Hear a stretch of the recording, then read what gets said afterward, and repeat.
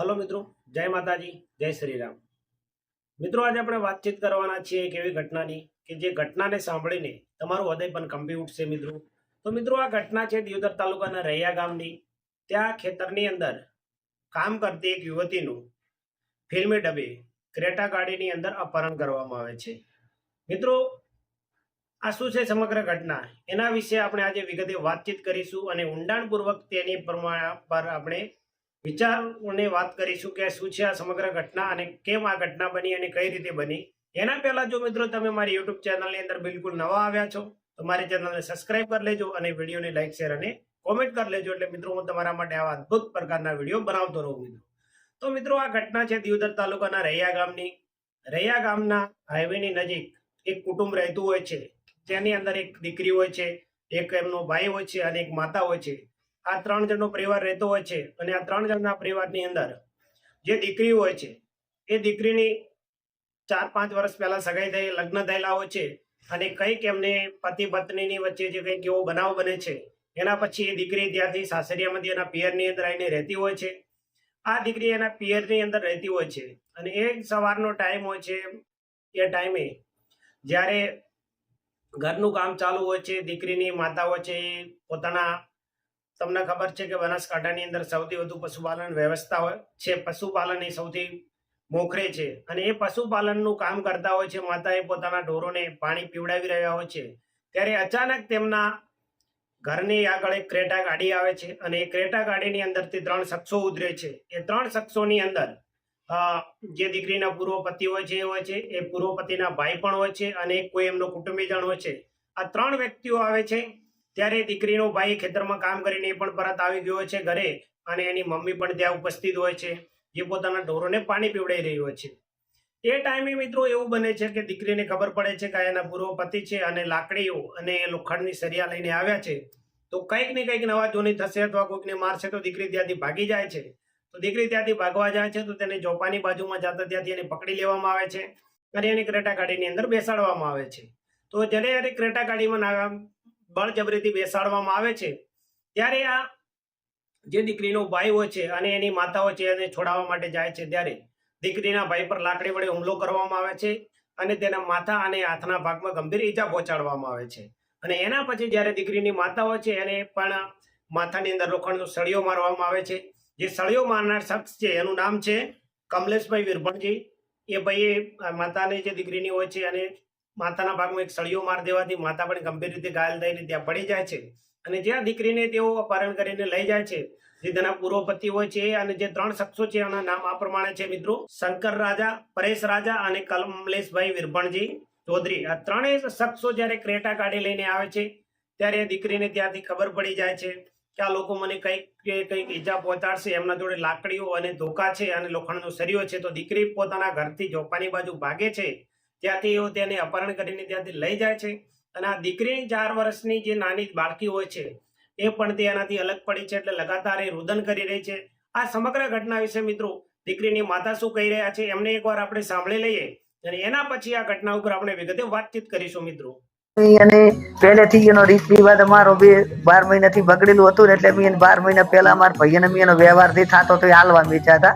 એટલે એ લોકો એવું કીધું કે અમે માતાને પડાયું છે એટલે એની ચેડ 2 વર્ષ મેં વાઇટ જોઈ. હવે અમે અમારા ભાઈ ની ચેક ખગાઈ બીજી પૂછો તો ખરી એટલે અમે આ વાતાવરણ જે 2 ટકણી કરી હતી ભાઈ છે અમે બેલી નથી. ભાઈ એમાં પાસે હતી, એને 1000 વર્ષની છોકરી એના પાસે છે. અમે 2 માજરી ઢોરા પાતી હતી અને મારા બાપલો બપોરે દઈને આવ્યો હતો એટલે વહરીમાં બેઠો હતો. એટલે આ રાઈ 3 આવ્યા એવા ડાયરેક્ટ એકના હાથમાં શિલાહારી હતી, એકના હાથમાં પોઢું હતું. ચેડ્યા એટલે મારે બેબલી પાડી હતી ભાઈ આ રાઈ ભયા આવે રા. એટલે અમે તો અમારે ધોપામાં આવી ધોકા લઈને આવે એટલે હવે ભાઈ હતી જે ઉડી એટલે ઉડીને ધોપે રોડે આવીને એટલે એને ડાયરેક્ટ મારા મોટા છોકરાને 2 પોઠા સોડે એટલે એ તો પડ્યો હતો, મને સોડી શિલાહારી એટલે હું એ પડી હતી. આ સોડીને ગાડી નોસી અને લઈને જાતા રહ્યા છે. હવે ચેમડી જ્યાંથી ઈયન ખબર, મારે તો મારી સોડી જોવે તરત, કારણ કે એની છોકરી તારી કાળા કૂકવા નોખે છે. માજી નોખી પડી ગયા છોકરી પડું એમને મને મળે ને તો આ છોકરી મરી જાય છે. પોલીસ ને પૂછું કે મારી છોરી મને પાછી મૂકો ને આ 3 લોકોને આજીવન સજા આલો. મારે બીજું કોઈ જોતું નથી. એને આજીવન જેલમાંથી છૂટવા જ ના જોવે. એમાં કમલેશભાઈ વીરભણને તો આજીવન જેલમાં હડવો ધોવે, કારણ કે એને લેવા જેવા વગરનો મારા માથે મને સિલારી સોડી મારા માથા માથે હું મરી જીવો તો મારા છોકરાનો રણી ધણી કોણ, એને મારે કોઈ દાડો બોલ ચાલી નથી છે. તો મિત્રો તમે દીકરીના માતાને સાંભળ્યા, તેઓ કહી રહ્યા છે કે સવારના ટાઈમમાં હું મારા પશુઓને પાણી પીવડાવી રહી હતી, એ ટાઈમે ક્રેટા કાઢીને આ 3 શખ્સો મારા ઘરે આવે છે, અને ઘરે આવે છે ત્યારે દીકરીને ખબર પડે છે કે એના પૂર્વ પતિ છે અને બીજા કોઈ 2 એમના કુટુંબીજનો છે, અને એમના જોડે લાકડી અને લોખંડનો સરિયો છે, અને કંઈક નવા જૂની કરશે એવા ડરના કારણે દીકરી ત્યાંથી ભાગી જાય છે. અને જ્યારે તે જાપાની બાજુ ભાગીને જતી હોય છે ત્યાંથી એ દીકરીનું અપહરણ કરી લેવામાં આવે છે અને તેને ક્રેટા ગાડીમાં બેસાડવાનો પ્રયત્ન કરવામાં આવે છે.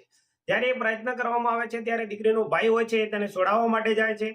જ્યારે દીકરીનો ભાઈ તેને છોડાવવા માટે જાય છે તો એના પર લાકડી વડે હુમલો કરવામાં આવે છે, અને એના પર હુમલો કર્યા પછી એના માથા અને હાથના ભાગમાં ગંભીર રીતે ઈજા પહોંચે છે અને તે બેહોશ થઈને ત્યાં પડી જાય છે.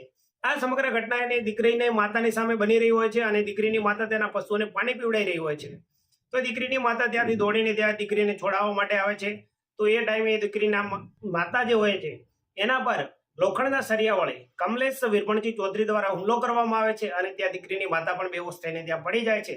અને આ 3 શખ્સો ત્યાંથી દીકરીની ગાડીની અંદર ક્રેટાની અંદર બેસાડીને ત્યાંથી લઈને ફરાર થઈ જાય છે. મિત્રો આ સમગ્ર ઘટના પછી ત્યાંથી જે દીકરીના માતા અને ભાઈ હોય છે એમણે 112 પર ફોન કરે છે, અને 112 પર ફોન કર્યા પછી તેમને બંનેને દિયોદરની રેફર હોસ્પિટલની અંદર દાખલ કરવામાં આવે છે.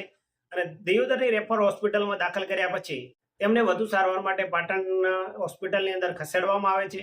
તો મિત્રો જે આ સમગ્ર ઘટના બની છે, આ સમગ્ર ઘટનાની અંદર એવું છે કે જે દીકરી પહેલા સાસરીએ જતી હતી, એ જ્યારે સાસરીએ જતી હતી એનું 4 વર્ષની એક બાળકી પણ છે, અને દીકરીનો ભાઈ એવું કહી રહ્યા છે કે મારી બહેનનું ત્યાં એમના જોડે કંઈક બગડ્યું હતું, એના માટે અમે 2 દિવસ પહેલા છૂટું કર્યું હતું, અને સામાજિક રીતે છૂટાછેડા થઈ ગયા હતા.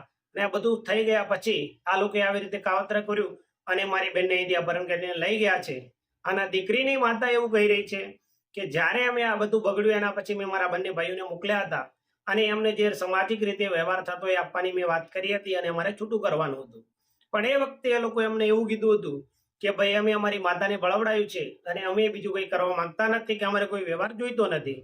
આ સમગ્ર ઘટના પછી મિત્રો દિયોદર તાલુકાના રૈયા ગામ અને અનેક પંથકની અંદર ચકચાર, બધાનામાં ડરનો માહોલ બેસી ગયો છે કે કોઈ શખ્સ પોતાના ઘરે આવીને હુમલો કરીને દીકરીને અપહરણ કરીને કઈ રીતે લઈ જઈ શકે. અને જો મિત્રો આ બધી ઘટનાની પાછળ દિયોદર પોલીસ અત્યારે તપાસ હાથ ધરી છે, અને સમગ્ર ઘટના માટે દિયોદર પોલીસે નાકાબંધી પણ કરી લીધી છે, અને 3 શખ્સોની શોધખોળ ચાલુ છે. મિત્રો તો મિત્રો આ સમગ્ર ઘટનાની અંદર જે દીકરીની 4 વર્ષની બાળકી છે એની માતા માટે અતિશય રડી રહી છે એવી દીકરીની માતા કહી રહી છે. અને દીકરીની માતા એવું પણ કહી રહ્યા છે કે મારી દીકરીને તમે તાત્કાલિક મારા ઘરે પાછી આપો. જે 3 લોકો છે મારી દીકરીનું અપહરણ કર્યું છે અને અમારા પર હુમલો કર્યો છે, એમને આજીવનની સજા પડવી જોઈએ. અને એમાંય કમલેશ વીરભણ કરીને ચૌધરી છે, એને તો આજીવન જેલ પડવી જોઈએ, કારણ કે એને મારા માથા પર હુમલો કર્યો છે અને મારા માથાના ભાગમાં સિલારી મારી છે. અને જો હું મરી ગયો તો મારા બંને બાળકોનું ગુણ થાત. આ એવા શખ્સો મિત્રો અત્યારે પોલીસ અને કાયદોની વ્યવસ્થા હોવા છતાં, અને સામાજિક રીતે પણ મિત્રો આ વ્યવસ્થા હોય છે, સમાજની અંદર પણ કંઈ પણ બન્યું હોય તો સામાજિક રીતે પણ આનો ન્યાય આવતો હોય છે. પણ કોઈ લોકો દ્વારા આવી રીતે હુમલો કરી કરે એ તો ક્યાં સુધી શખ્સ ચલાવી લેવામાં આવે મિત્રો. અને પરિવાર પર શું વીતતું હશે મિત્રો, જેના માતા અને ભાઈને બંનેને ઈજા ગંભીર રીતે પહોંચી છે અને એ હોસ્પિટલમાં ભરતી છે.